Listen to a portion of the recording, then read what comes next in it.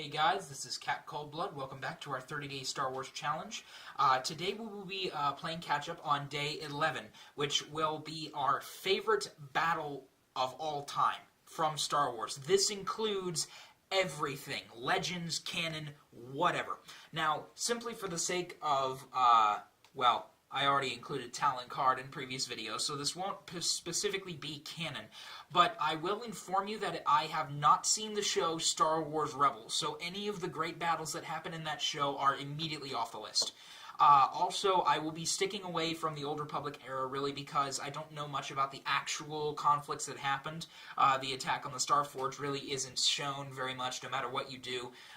Really, the whole, I'm looking at those battles in which we see the focus of the battle, such as the Battle of Hoth would be a real battle, whereas the battle above Coruscant would not really be a full-on battle, as the focus is really more on Anakin and Obi-Wan. We see glimpses of the battle, but we don't really see the full battle. So, my closest two battles have to be the Battle of Yavin and the Battle of Kamino. Now, the Battle of Yavin is, of course, the classic assault on the Death Star.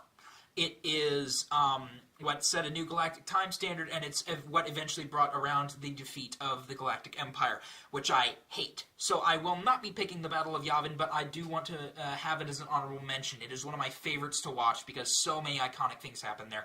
Wedge leaves the fight with some iconic lines. Use the Force, Luke is used. I have you now as Vader. The Force is strong with this one. Let's blow this thing and go home. Great shot, kid. That was 1 in a million. All of the extra lines, all of the extra characters. Garvin Dryce, Red Leader. Deck Porkins. We have John D. Brandon. We have Biggs Darklighter, who tragically dies in the attack. And then Luke Skywalker firing the proton torpedoes and destroying the entire DS-1 battle station. But that battle gets an honorable mention in this video, but the primary focus of this video will be the Battle of Kamino. Now, as I've said earlier in my talks about the Clone Wars television show, I sit down and I watch it, mainly now that I've binge-watched it about 3 times in the course of 2 years.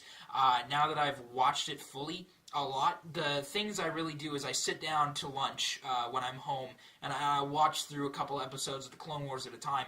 The episodes I have seen myself watching the most are the battles of Kamino and the battles of Umbara. And Umbara, I really just, it's a great set of battles, but really just not my favorite. Kamino really sticks out to me, so Kamino is what I've picked as my favorite.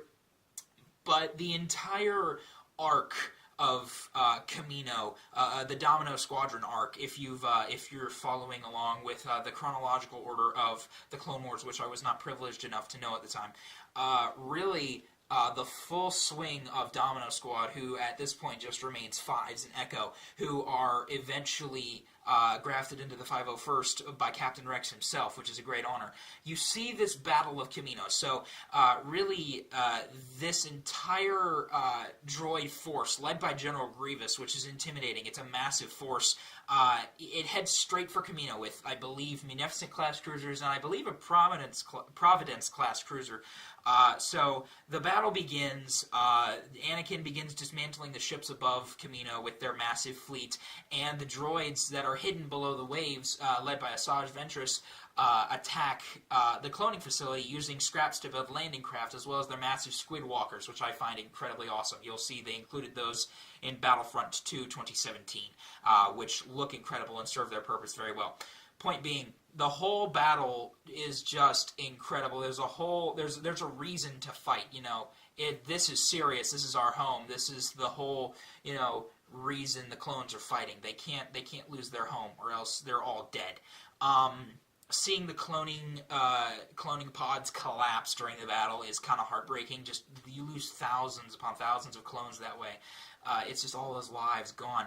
But another thing is, you see, I've explained beforehand that I played what is called Clone Wars Roleplay on Gary's mod. It's not the best roleplay, trust me, that belongs to Arma. But really, seeing the ARC troopers that Commander Colt, Commander Bly, I believe, Arctic.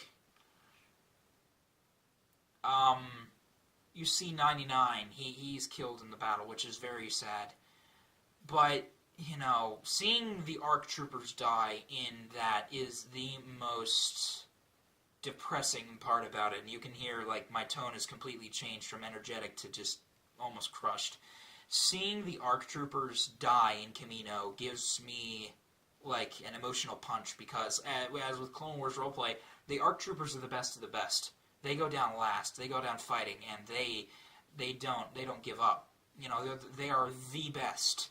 And these were the Rancor ARC troopers, which means they were some of the best soldiers in the entire galaxy.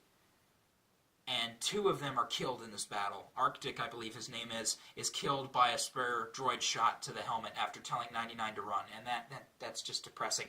Commander Colt is successfully holding off General Grievous himself, and then Asajj Ventress comes in, and it makes me very angry. Because I've known people that really do fulfill that job well in the roleplay sense. They play the part of an ARC trooper, and they play it very well. They do everything spectacularly, and they are supreme soldiers. And seeing one dispatched so easily just makes me very, very angry, and it makes me hate Asajj Ventress very much. We do get a good look at Anakin and Obi-Wan in this. We get a good focus on Fives and Echo in this. They finally become ARC troopers at the end of the arc of the storyline. Captain Rex and Commander Cody are present. Commander Bly, thankfully, survives the battle. And really, the whole storyline is very satisfying to finish, because it feels like a hard-won victory, but a victory nonetheless. And I think my favorite part of the whole episode is when Asajj Ventress is standing in front of all the clone troopers, and Anakin says, "I was just going to let the clones execute you right here, right now." That should have happened. She should have died right there, but, they wanted to keep riding with her, so I guess. But really, that has to be my favorite battle of all time. Now, like I said, Battle of Yavin is a close one. Battle of Hoth is also one of my favorites. It's really all about the Empire, but really Camino carries the punch that will stick with me for a long time. Hoth is awesome, but in so many games, Empire at War, Battlefront 2015, now Battlefront 2017, Galaxy of Heroes, the mobile game, in every single Star Wars game, it feels like you can, in Force Unleashed, you get to recreate that battle, and it's told in so many different ways that there's not a specific way it happens.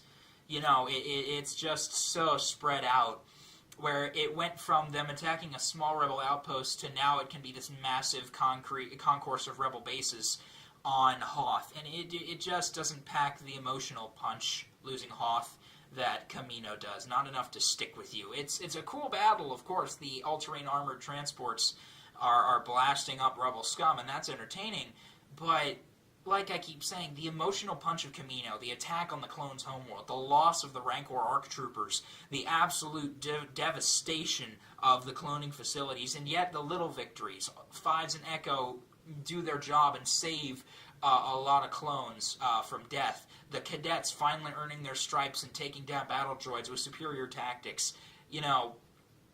99's noble sacrifice. It's just very, very well balanced. An episode that mixes anger and sadness with joy and victory. It is my favorite battle of all time. I can't ever get over it, and I always watch it all the time. So, it has to be my favorite battle. There's no other one that comes even close. So I hope you all very much enjoyed this. But I will be catching up with the others as quickly as I can. But until then, I will see you guys in the next video. Bye-bye.